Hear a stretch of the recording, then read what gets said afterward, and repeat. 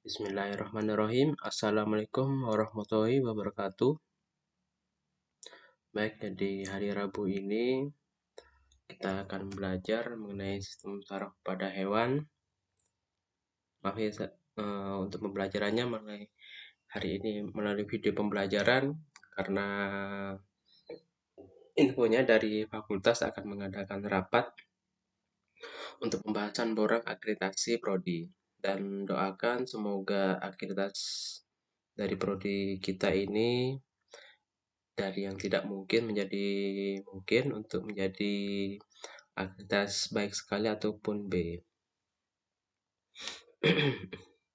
Untuk pembelajaran hari ini adalah sistem saraf pada hewan. Sistem saraf ini merupakan sistem yang khas bagi hewan karena sistem saraf ini tidak dimiliki oleh tumbuhan. Jadi itu hanya ada pada hewan itu. Kemudian sistem saraf ini yang dimiliki oleh hewan itu berbeda-beda, dan semakin tinggi tingkatan hewan akan semakin lengkap sistem sarafnya. Sistem saraf ini tersusun oleh berjuta-juta sel saraf yang mempunyai bentuk bervariasi, meliputi sistem saraf pusat dan sistem saraf tepi. Untuk hewan bersel satu ya, kita mulai dari hewan invertebrata, yaitu contohnya ini ada amba, paramecium, dan ubur-ubur hidra. Mereka tidak memiliki sistem saraf yang khusus, namun mereka itu memiliki kemampuan untuk menerima rangsangan berupa iritabilitas terhadap lingkungan. Sel-sel saraf pada ubur-ubur dan hidra itu tersebar di seluruh tubuhnya membentuk suatu anyaman, sedangkan paramecium dia itu memiliki serabut saraf pada silianya. Untuk hewan invertebrata ataupun tidak bertulang belakang, ini terdiri dari cacing, kemudian ada cacing pita, tanah, ada muska, dan serangga.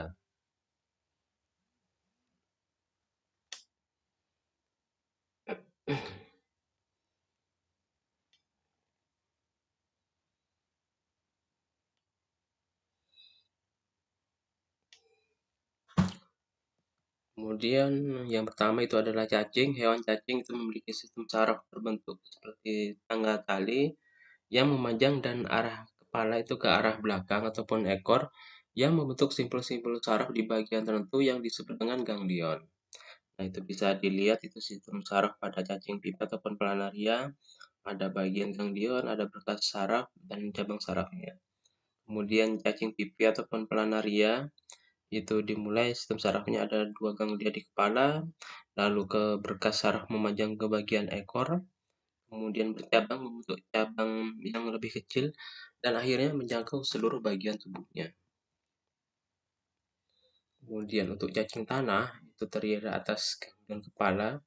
Itu adalah kumpulan badan sel saraf terletak di ujung depan tubuh pada ruas ketiga. Yang kedua ada ganglion bawah kerongkongan terletak di bawah saluran pencernaan, dan ganglion ruas badan terletak di bawah saluran pencernaan. Di antara ganglion kepala dan ganglion bawah kerongkongan itu terdapat 2 buah saraf penghubung, dan di antara ganglion bawah kerongkongan dan ganglion ruas badan itu juga terdapat 1 buah saraf penghubung. Selanjutnya, pada tiap ruas tubuh terdapat ganglion yang membentuk cabang halus yang fungsinya untuk mengatur gerakan tubuh cacing tanah. Ini adalah sistem saraf pada cacing tanah. Ada bagian-bagiannya, ada bagian mulut, di situ ada saraf prostamium, kemudian ada saraf leher, kemudian ada otaknya kecil, kemudian ada saraf saluran pencernaan, ada faring, kemudian ada saraf segmen, 3 pasang tiap segmennya, kemudian ada ganglia segmen. Berkas sarafnya ini ke seluruh tubuh. Kemudian ini pada cacing pipi, ada bintik matanya, ada ini ya, mekanosensorinya itu yang warna kuning itu terhadap ini tekanan mekanik. Kemudian ada kemosensori, itu peka terhadap sensor kimia. Kemudian ada light sensori, peka terhadap cahaya. Kemudian ada bagian interneuron yang menghubungkan berbagai ini rangsangan saraf. Kemudian serangga, sistem sarafnya ini mirip dengan sistem saraf cacing tanah, terdiri atas pertama itu ganglion kepala, menerima urat syaraf yang berasal dari mata dan antena. Kedua, ganglion di bawah kerongkongan untuk mengkoordinasi aktivitas sensoris dan motoris rahang bawah. Kemudian ada rahang atas, maksila, dan bibir bawah, labium. Ketiga, ada ganglion ruas badan berupa serabut saraf yang menuju ruas dada, perut, dan alat tubuh yang berdekatan. Pada serangga terdapat dua benang saraf yang membentang sejajar sepanjang tubuhnya dan menghubungkan ganglion satu dengan yang lainnya. Sedangkan sel saraf tepi terdiri dari tiga macam sel saraf. Ada pertama itu sel saraf indera, ini membawa impuls dari alat indera. Kemudian sel perantara internunsial membawa impuls antara sel saraf. Yang ketiga, sel saraf motor membawa impuls dari pusat integrasi ke otot. Nah, itu bagian-bagiannya sistem saraf serangga, ada bagian antena, ada ganglion kepala, ganglion bawah kerongkongan, dan ganglion ros badan. Kemudian hewan invertebrata lainnya ada moluska, sistem sarafnya terdiri 3 buah ganglion, ada ganglion otak, ganglion cerebral, ganglion visceral ataupun ganglion organ dalam, dan ganglion kaki. Ketiga ganglion ini dihubungkan oleh tali saraf longitudinal, sedangkan tali saraf longitudinal ini dihubungkan oleh saraf transversal ke seluruh bagian tubuh. Di dalam ganglion pedal terdapat statosit yang fungsinya sebagai alat keseimbangan, namun terdapat juga kelenjar endokrin, misalnya kelenjar optik pada oktopus. Otak maupun tentakel pada moluska ini berisi sel-sel neurosekresi yang menghasilkan hormon, neurohormon, berfungsi merangsang produksi sperma, merangsang perkembangan telur, dan proses kedewasaan, pertumbuhan ovarium, dan testis. Kemudian persarafannya dari hubungan ganglion otak ke kelenjar optik ke gonad ataupun ini pada alat kelaminnya. Kemudian pada moluska sama seperti hubungannya, baik itu ke bagian hipotalamus, ke hipofisis, dan ke gonad pada vertebrata. Hewan vertebrata sudah diketahui itu ada ikan, ada burung, ada reptil, ada amfibia, kemudian ada mamalia. Yang pertama Pisces, otaknya itu terdiri atas otak depan berhubungan dengan saraf penciuman, otak tengah berhubungan dengan saraf penghubung. Kedua bagian tersebut itu kurang berkembang, namun jika berkembang itu maka akan membentuk lobus yang lebih besar sehingga penciumannya lebih baik.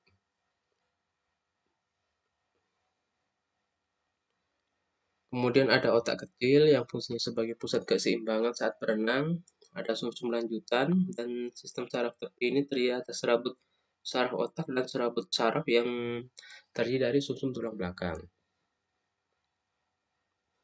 Nah, ini bisa dilihat otak pada ikan itu ada yang pertama adalah otak besar, kedua otak kecil.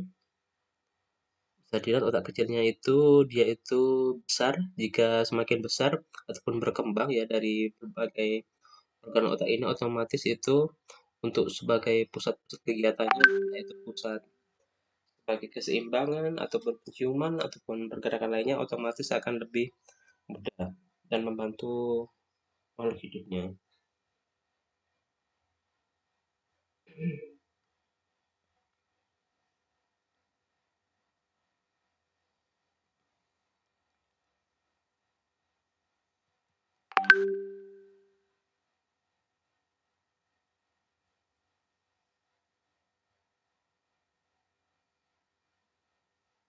Sebentar ya.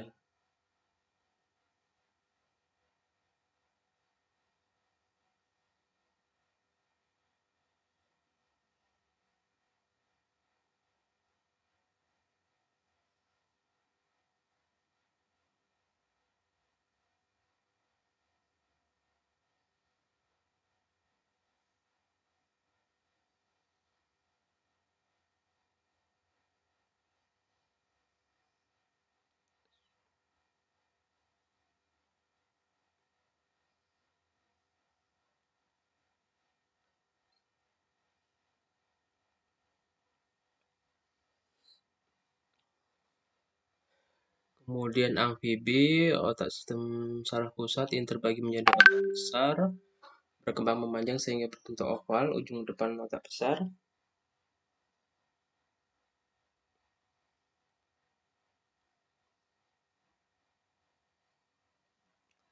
Kemudian otak tengah berkembang cukup baik dan berhubungan dengan indera penglihatan, lobus optikus. Yang ketiga, otak kecil berbentuk lengkung mendatar menuju ke arah sumsum lanjutan, namun juga kurang berkembang dengan baik. Jadi ini apa ya? Jika ada sesuatu yang kurang berkembang pada bagian otak makhluk hidup itu, entah itu bagian kecilnya, maka otomatis pusat keseimbangannya itu apa ya? Lebih sedikit sehingganya lebih mudah dijangkau untuk dimangsa oleh predator.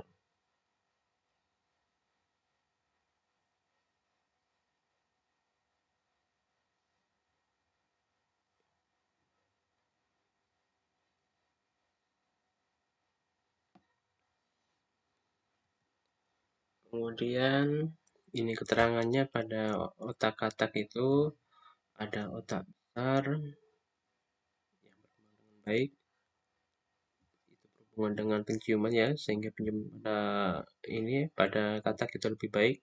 Kemudian ada bagian otak kecil, lebih kecil ya bentuknya untuk pusat keseimbangan. Kemudian otak tengah ada sumsum penghubung, pusat penciuman. Yang kelima itu kecil sehingga itu kurang berkembang ya. Kemudian ada pusat penglihatan. Kemudian AFES, sistem saraf burung ini terdiri atas sistem saraf pusat, yaitu otak dan sumsum tulang belakang. Kemudian ada sistem saraf tepi, ada serabut saraf, dan bagian-bagiannya itu ada otak dan sela-sela ruas tulang belakang. Otak burung ini terdiri atas otak depan, tengah, otak belakang, dan sumsum lanjutan. Otak besar dan depan ini itu terbagi menjadi belahan kanan dan kiri, tidak berlipat-lipat sehingga tidak menampung banyak sel saraf seperti otak manusia. Jadi penerimaan informasinya itu sedikit ya. Kalaupun berlipat-lipat pada manusia otomatis informasinya lebih banyak sehingga dia itu akan mengembangkan kecerdasan pada makhluk hidup itu. Otak tengah ini sebagai pusat saraf penglihat, kemudian otak kecil terdapat lipatan yang mampu menampung sel saraf lebih banyak. Sel saraf ini akan makin banyak pada otak kecil menunjukkan pusat keseimbangan burung ketika terbang berkembang dengan baik. Jadi otak kecil itu yang lebih banyak berkembang pada ini ya, pada burung otomatis dia itu akan berkembang lebih baik dan bisa berguna untuk keseimbangan tubuhnya.